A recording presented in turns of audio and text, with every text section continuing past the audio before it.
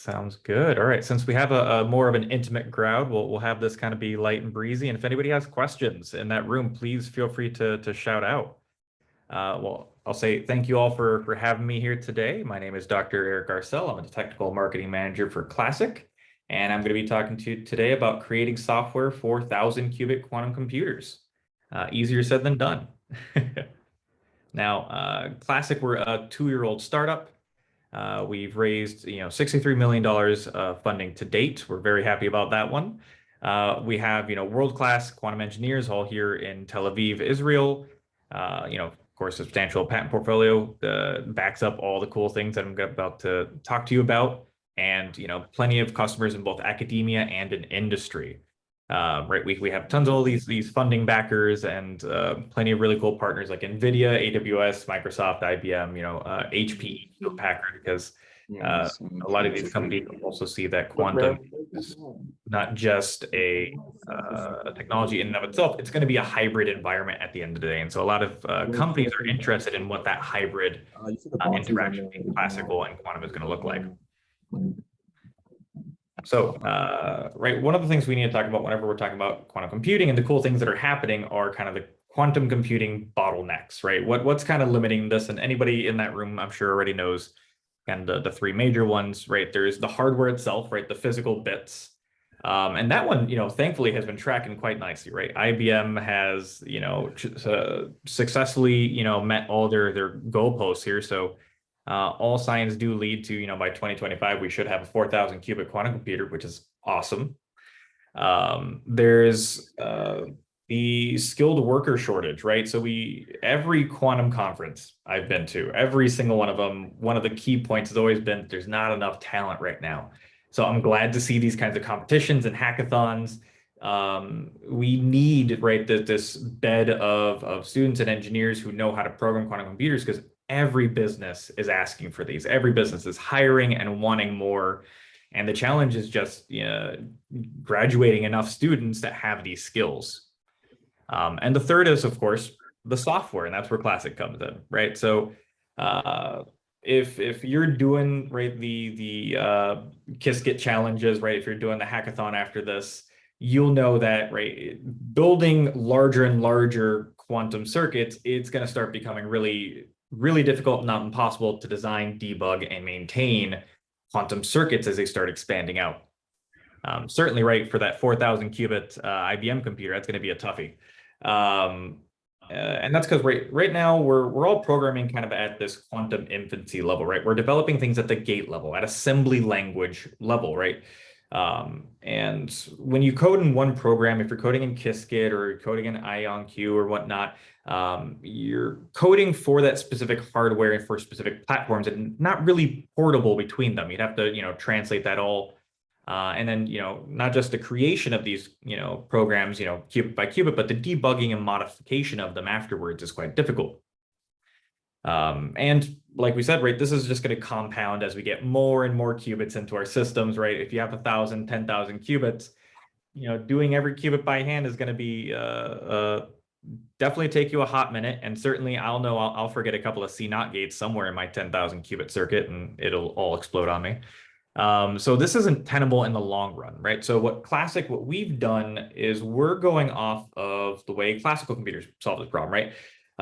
When you're trying to create a chip, right, that has billions of gates, right? You're trying to build one of these classical circuits. You can't do this by hand anymore, right? So what's done is it's using hardware descriptive languages are what's used to create these circuits automatically. And we're doing much the same for quantum.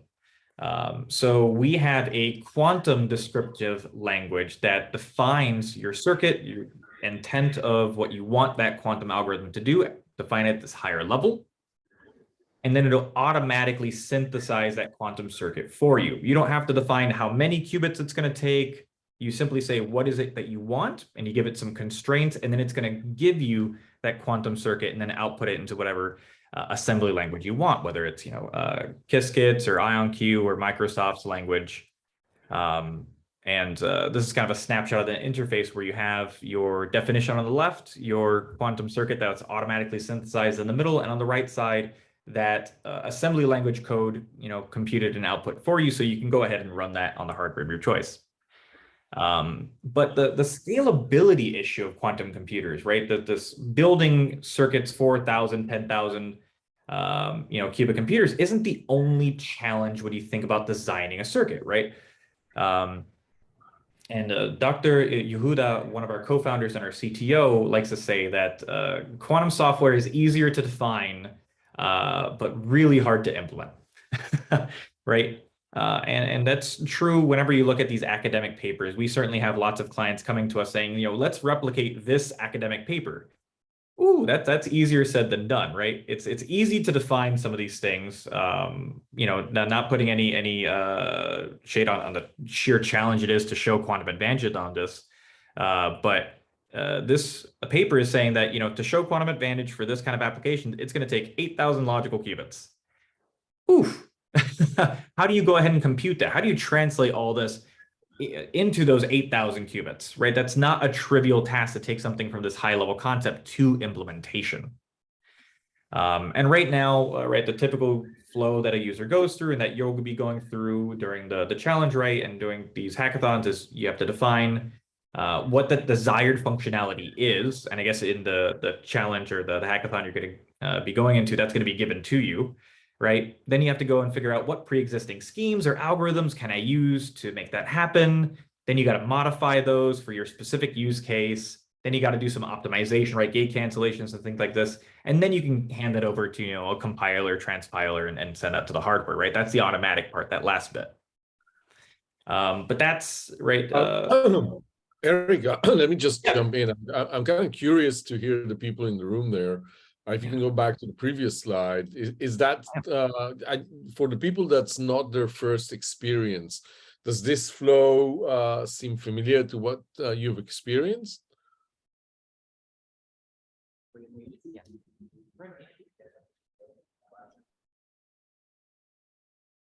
I guess from my perspective, having done a couple quantum hackathons, I think it's somewhat accurate. I think usually you don't have to optimize the circuit, but other than that, yeah. And cool. Another question, Eric was talking about or showing that paper with the thousands of qubits required to actually get some result here. What's the scale of the circuits you guys are working on?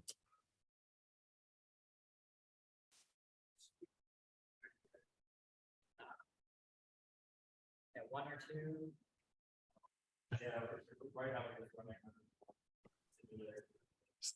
Single digits. Yeah. All right. Thank you. Cool. Well, when I get over to the demo section, you'll see some of the fun of kind of automatically creating, 50, 100 qubit systems, no problem. Cool. So good to know that most of this is accurate for what you guys are used to going through, right? Optimization of circuit, maybe not so much of an issue, but definitely you have to define it, figure out what schemes to use, and then go ahead and modify that for your specific use case. And certainly I'm sure this is going to resonate with you too, right? The design challenges are all kind of intermixed, right? You have these block level decisions, there's so many ways to implement the same functionality, right? If you want this kind of an output, there's multiple ways to get to that solution. And do you pick the one that has, fewer qubits, shorter depth? Maybe, you got to figure out how do we use auxiliary qubits? Well, that makes more sense if you're trying to optimize for qubits, but that adds depth. What's the hardware you're going to run this on at the end of the day? What's those gate sets? What are the gate sets? What's that noise model look like? What's the circuit connectivity? The circuit that you build, will it run on the hardware you're planning on? Because it does have certain connectivities and you have to be aware of that. And they're all highly interconnected, right? And that's the trouble of this. You have to have so much foundational knowledge to program quantum computers. And that's part of why, right, the industry is having a hard time finding students with these skill sets, right? And so, right, we kind of have these three major challenges when you're programming quantum computers, right? There's the scaling of them. There's also navigating, right, this huge multi-dimensional design space, right? Qubit count, circuit depth, and everything in between. And then the trade-off between functionality and then the constraints that you want, right? If you want something that is a smaller circuit, maybe you have to be willing for more error and so on and so forth, right? And so, right, in this multidimensional design space, the way that Classiq handles this is this high-level functional modeling by giving the system your intent, by just saying, I want this circuit to perform this kind of calculation. It allows the system to nimbly select the best implementation of that code for you. It can do things like figure out if you're trying to optimize for circuit depth, maybe it's better to use a QFT adder instead of a ripple carry adder, and vice versa, right? You can figure out those kind of design level implementations for you, because there are so many ways to get to the same answer based on the constraints that you want, the hardware that you're deciding to program this onto or run it on. It'll find the implementation in this multidimensional design space that makes most sense for you. And that's, very different than what you'd expect a compiler to do. A compiler, you give it exactly what your code is, right? It's already written out at this assembly language. It's already put into an implementation, and then, it's already in this small pocket of design space, and it can make it a little tighter for you, for consideration that you're looking at. But it certainly can't navigate this huge space. And so, the Classiq approach is we want and have a system that allows programmers to define their high-level models. They define their constraints. The system will then synthesize their circuit for them, output into any of these languages you want, and then you can, of course, run it on any of these cool, cloud-based quantum computers. So that as designers, you have to focus more on the what instead of the how, right? Focus more on what is it that you want to solve and less on how do I get the system to solve it. And so Classiq synthesizes, right, gate level circuits from these high level functional models, enabling the design of these complex circuits. So instead of having to do all of this by hand, you as a user define the desired functionality, and every other step along the way is automatically done for you. And so with the Classiq platform comes in kind of 3 bits, right? You have the high-level functional modeling, right? That descriptive language. You have the automatic circuit synthesis, but then you also have circuit analysis. It's not enough to just have the circuit. You need to be able to analyze it, debug it, investigate it, and really peer into that code. So with the Classiq platform, it enables you to do, quite a few things, right? You can focus on the what instead of the how. Build these sophisticated quantum circuits in scalable ways, reduce the required resources, right? If you want to optimize on circuit depth, qubit, count, it will go ahead and automatically do that instead of you having to figure out what's the most intelligent way to go ahead and optimize for this, because that's a non-trivial task in and of itself, figuring out how to optimize your code. It's going to, of course, because everything's automated, it's going to dramatically reduce the development time. And for many of the clients who are already using the Classiq platform, we have a lot of industry clients using it already. Being able to add in experts in the field of the question you're trying to solve has been quite valuable, right? By making it easier to program and enter into quantum computing and create these large level circuits that have, business value, we can start bringing in finance experts to solve finance questions. And along with that, right, our clients are really interested in developing intellectual property because this is a software development platform as opposed to just, asking a service provider to hand you a piece of code that solves X, right? You can learn the know-how and build these bits of code yourself. So essentially, we're allowing users to build code that you previously would have been impossible to create, right? We're enabling, IBM's 4,000 qubit quantum computers.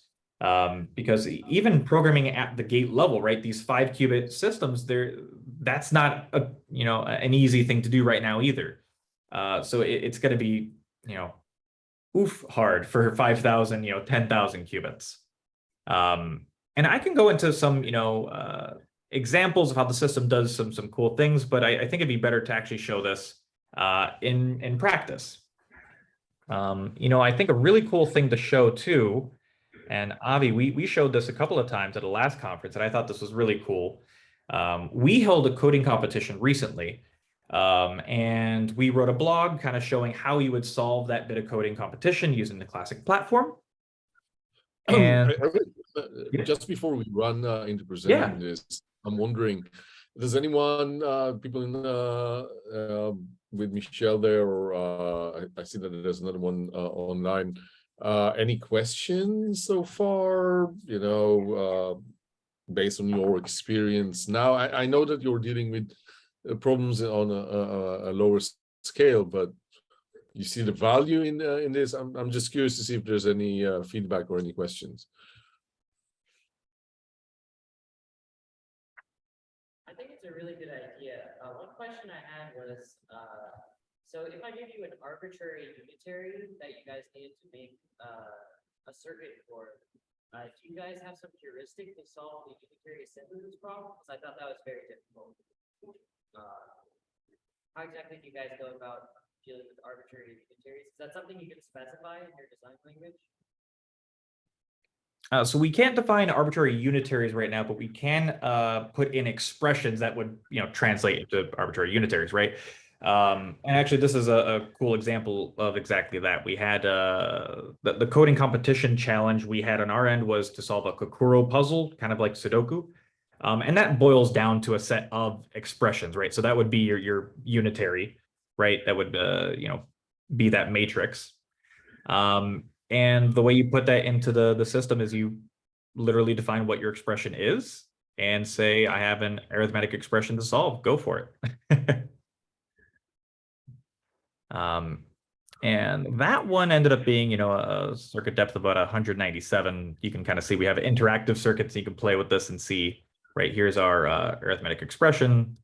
You can pop that open and see what all was that large circuit and all the bits in between, and not equal as this.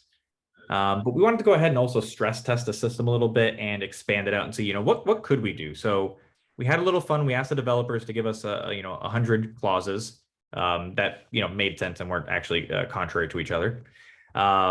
So we took these 100 clauses and we threw it at the system, and it ended up being a really cool 715 qubit circuit. I'll pop that open. And this is, again, right, possible through automatic synthesis of this code, right? It's due to that nimbleness, right? By defining things at this higher level, you describe what do you want the system to solve for and let the system figure out how to solve it exactly.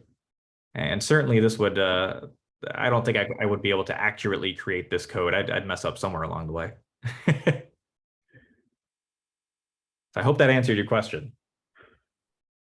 Yeah, that's good. My only question is these Boolean satisfiable formulas, these are all classical formulas, right? So is there a way to specify quantum formulas that you want to satisfy? Ooh, I'm not sure about that one, but we actually do have a pretty robust documentation center. So if you go to the Classiq website, you can go under Product, User Manual, and I'm sure the answer is somewhere in there. But if not, we can go ahead and, I'll answer that offline for you. So if you send me an email, I'll go ahead and get that back to you. Thank you. Of course. Cool. So yeah, I invite anybody to go ahead and look at the documentation, kind of peer into it, have fun, deep dive into all of it. We have, sample programs, the full user guide and how to do all the cool things and all the functionality we have. On top of some of the things I'm going to show you today in the system, we also have some, very industry-specific application suites and, credit risk analysis, other finance considerations, chemistry. We have optimization, suites in here, combinatorial optimization. But using the Classiq platform, we have two versions of it, right? We have a Visual Studio code extension and we have a Python SDK. So I'll just pop into the Visual Studio code. And I was just messing around with this earlier today, so I threw some files into FallFest. And this was a quick file I threw together showing 2 state preparations going into an adder. I'm defining the probability mass function I want. I give the system an upper bound for the error I want to map to that those probabilities. And I'm just going to simply go ahead and run that. And the way you program it in the system is everything goes under the logic flow. Everything you want the circuit to do, you define the logic flow, and then you define those functions, those functional blocks you want the circuit to have. So here I'm going to go ahead and let's go ahead and generate quantum circuit. We call this adder demo because I'm not feeling original today.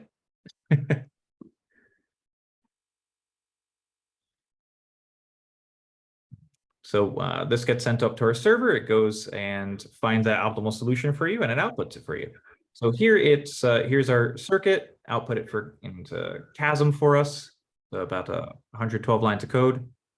But we can do a lot more cool things on top of that. So I was just defining the circuit itself and what we wanted. I also have a file here where I commented out a bunch of the different constraints you can add to the system. And so, once you have your defined logical flow, what you want the system to do, now you can start adding constraints to tell the server, look for solutions that have these constraints to it, right? Look in this kind of pocket of this multidimensional, space. So you can do things like define the hardware settings, right? What are the basis gates that this is going to run on? So if you want an optimal circuit for depth, one thing that's really important to know is what gates are you going to be able to run it on, right? Otherwise, when you throw it to the transpiler, it might end up being a huge thing if you didn't define it in those native gates already. You can do things like defining what that circuit connectivity map is, or if you want, you can define a specific hardware vendor and hardware instead of the circuit connectivity map and basis gates. I can say, I want to run on IBM, Quantum Lima or Niobe, or maybe, one of Amazon Web Services or Amazon Brackets computers, right, to IonQ. You can do things also like defining what's the maximum depth that you want the circuit to have or maximum width. You can define, use only so many CNOT gates. But the one I tend to go to more than often is a simple optimization parameter. Optimize for the circuit depth or optimize for that circuit width. And let's change this up here. The last time I was playing with it, we'll do circuit width. It's the same problem, right? These two-state preparations going into an adder. Here I'm outputting into Q sharp instead of Chasm, but we can do IonQ, circ. Let's go ahead and generate that. So I'll call that adder opt demo. Have that chug for a good 10 seconds, sending up to our server and back, and here we go. So to optimize for the number of qubits, it looks like it reused an auxiliary qubit for the state preparation. And sure enough, we have a solution that's a little bit tighter and output into Q sharp. So you don't have to know exactly, if you're used to Qiskit, but you want to go ahead and program in another language or use another hardware, this is an excellent tool for you to be able to, move into those different spaces, right? By defining things at this higher level functional model, you can allow the use of different hardware, because sometimes different hardware is going to be more or less useful for your application, right? There might be certain problems that are better on certain basis gates than others, right? You can maybe make those problems a little tighter. So those are a couple of simple adder examples. We have a fun Grover one that's showing here's an arithmetic expression. I have some stipulations here. Let's take off some of them. I'll just do a simple max depth of 400, optimized for width, and get me this expression in a Grover. So generate it. Grover demo. And so it's as simple as this. You simply define out what you want the system to do. So instead of having to figure out exactly how to put together your oracle, and I love this example because I'm terrible at oracles myself, absolutely atrocious at it. But this by just defining what is the expression I want that oracle to go ahead and find for me, it'll go ahead and generate that automatically. So in 36 lines of code, I just generated 390 lines of code for a 19 qubit circuit. And we can go into this too and navigate these. So I have a ton of these files. I think I just called this one Grover demo. So let's open up the interactive circuit. So we have our Grover operator. It's showing that the Grover operator is made up of an arithmetic oracle, and of course the side here is your mixer or your diffuser. And then you can go ahead and see how did it go ahead and put that together. It's using an adder. It's using QFT adders instead of a ripple carry adder, and you can see QFT adder is this. It's using a bitwise and a couple of other adders, bitwise ORs. What is an OR statement? Here's an OR statement, right? And you can kind of peer into what did it do exactly, how did it do it, and so it can also help educate you on, future code that you want to go ahead and run. This one's also really fun. We have a lot of professors teaching classes going through this kind of methodology, creating the larger circuit and kind of diving deeper and deeper into the code to show, how did it go ahead and compute that for us. Yeah, I'll just go through a couple of more here, right? We have, like I said, some of these finance examples and application suites. We have a European call options and different things. But if you also want to run the hardware, you can do it within the system. You can run it on IBM's hardware. You can run it on, Amazon brackets hardware. We have a bunch of different hardware vendors that you can run through our system. And all you have to do is define your execution preferences, right? I want 30 iterations. I want to use IBM's AER simulator. I want 1,000 shots. And in this case, I'm doing an H2 ground state problem. So I'm just going to go ahead and say, execute Hamiltonian minimization problem. I'll call this ham demo. And so this one's fun because it's also going to show you, the ansats that it generates, but then it's also going to show you, right, the output of this code when it gets executed. So here's your Hartree-Fock state and going into your unitary coupled cluster, which is your whole ansats. Here's your energy convergence through those iterations. Looks like it did converge close to 30 there, perfect. And then here is your ground state energy here in Hartree-Fock, in Hartrees. So you can go ahead and not only go ahead and run and execute it, you can do things like analyze the circuit too. So this was all the Visual Studio code, but I just want to pop into, yeah, I had a test file I was playing with. We have our Python SDK. So if you want to mix packages and play around or do some really fun graphing along with your problems, the Python SDK is going to feel really fun and at home for you. And this is what most of our more advanced users tend to go ahead and deep dive into. Let me just go ahead and import Classiq, authenticate it. I'm bringing in our model designer because that's everything goes into our model designer before it gets synthesized. And here I'm just doing an H gate in this first one. And it's going to pop out our H gate, show us that. Here I'm just calling, I'll just do these two simultaneously. That's one H gate, two H gates. Then I start doing, what am I doing here? Yep, probability mass function here. Going ahead and run that. And I do a Grover here, but yes. Let's go ahead and show that interactive circuit with this one. So I can go ahead and pop open our online interactive circuit tool. So we can go ahead and investigate this a little bit, right? So we can see, what is this circuit? It's a state preparation. Here's our whole state preparation and what it's made out of. You can see a map of where all those bits are. And this is kind of cool when you start seeing very large circuits. Where's most of your code existing in this space? We can also analyze this and start investigating. You're right. This is depth of 29, has 4 qubits. And if you like going ahead and personalizing your code, you can go ahead and even in the system name these specific, I can call this qubit 0, I'm going to call Bob, and qubit 3, I'll call auxiliary. So you can have some fun like that, or color code it so you can see for future reference further down the line, what's it touching. So you can do some cool and fun things with the analyzer. There's extra functionality for the analyzer, really cool things like being able to show graphs of what would the circuit depth be for your circuit on different hardware vendors, and kind of see what that table looks like to figure out which hardware vendor should I use to run this code on, which would be the most efficient. And so, right, that's all in the documentation you can go into, but I think that's large in part the power of the Classiq platform, right? Being able to automatically synthesize your quantum code from these high-level functional models and enabling the really cool and advanced hardware that's coming out year after year. Because certainly when IBM comes out with 4,000 qubit computers, we can't be programming this at the gate level. That's just not going to be tenable. So we need to be moving to these higher level functional languages in the same way that classical computers move to these high level functional languages.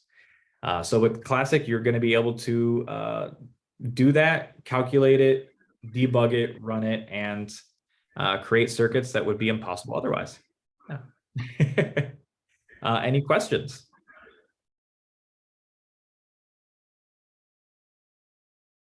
So maybe put you on the spot, but could you maybe go into that example of where you have a circuit and you can kind of show, okay, it runs better on IQ than IBM, or you look at those comparables, or what that looks like, what you guys put that. Sorry, it's a little hard to hear, but I'm hearing you want to see the hardware table. Is that right?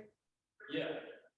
Yeah. Let me see. I forget the exact code for that, but let's go into the documentation, because that's what I do when I forget, how to code things. Let's go into the analyzer. Ooh, that is probably in data analysis and graphs, and you're in the analyzer. Graphs and data analysis. So it's showing some entanglements, the hardware, yep, connectivity. There it is. Okay, so a hardware comparison table. So the hardware comparison table compares the transpiled circuit on different hardware. So you can call out the hardware you want, IBM Quantum, Azure, AWS Bracket, and it will go ahead and give you what that would look like on that. So the scale this up for everybody to see a little bit better. So you can see what the device, the provider, the depth, the multi-qubit gate count, and the total gate count at the end of the day. So this would be in the Python SDK. You can go ahead and do that through, going ahead and running this bit of code in there. Cool. Yeah, any other questions on some of the cool and nifty functionality of the system?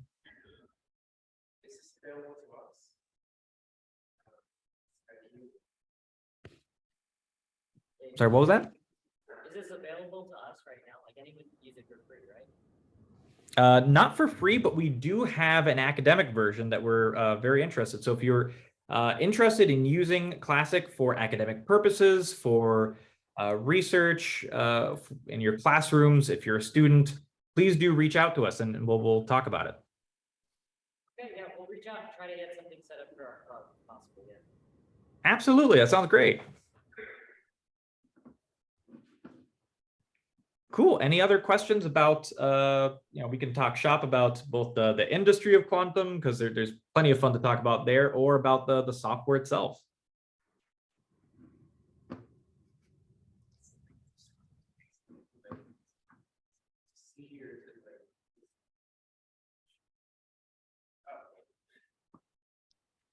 Sorry about the outage. Hi, Oh, sorry. no.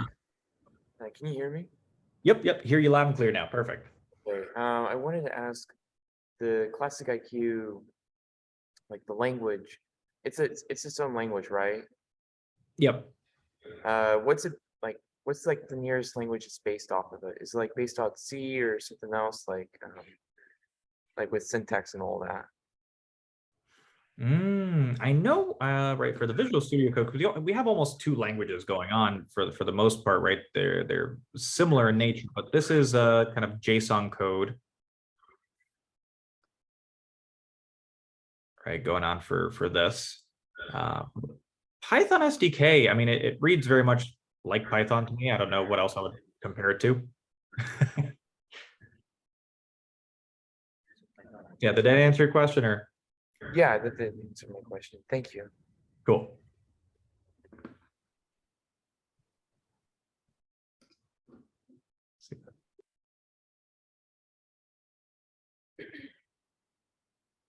I don't think there's any more questions, but thank you so much for coming. This has been a very cool demo.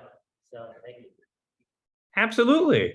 And keep on doing what you're doing, right? Having these hackathons, and we need more quantum programmers in the industry. All right. It was a pleasure talking to you all. Thank you very much, Eric. Thank you, Michelle, the guys at the hackathon. I got, by the way, I got the email with the details. We'll take care of that tomorrow, Michelle. And good luck with the rest of the time you have on the hackathon. Yeah, thank you so much. It was such a great presentation. We'll definitely reach out, I think in the next couple of weeks, for your educational aspect as well. We'd love to do something with you guys with our club as well. Absolutely.